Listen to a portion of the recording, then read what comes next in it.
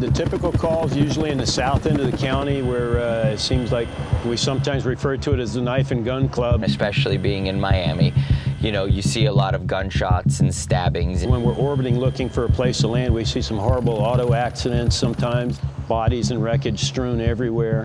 Our flight medics are also certified as divers, so we can do dive rescue and offshore rescue of people.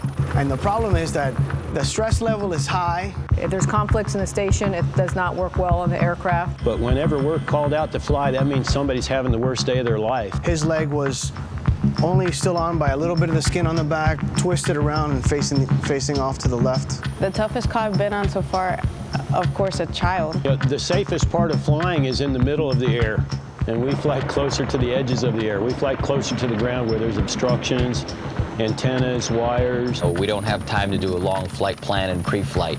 It's when we get called, we need to take off and go because it's an emergency. The big draws for a lot of people, a paramilitary type unit.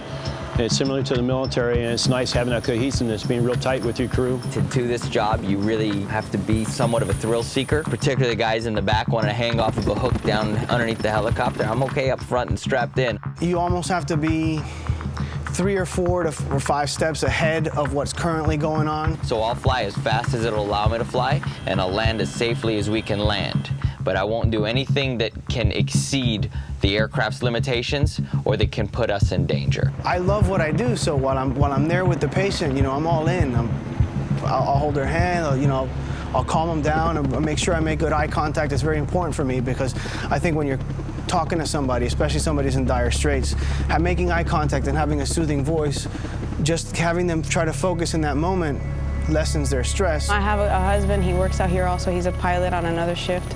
So I am blessed that I could go home and talk about what I saw, what bothered me, and then I leave it.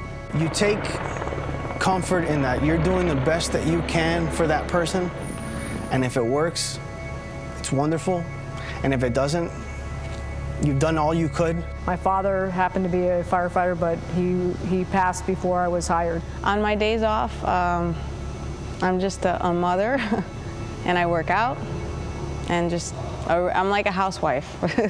End of the day, we go home and want to make sure that everybody's safe and goes home to their family. You know, that's my responsibility, is the 3 other people go home to their family.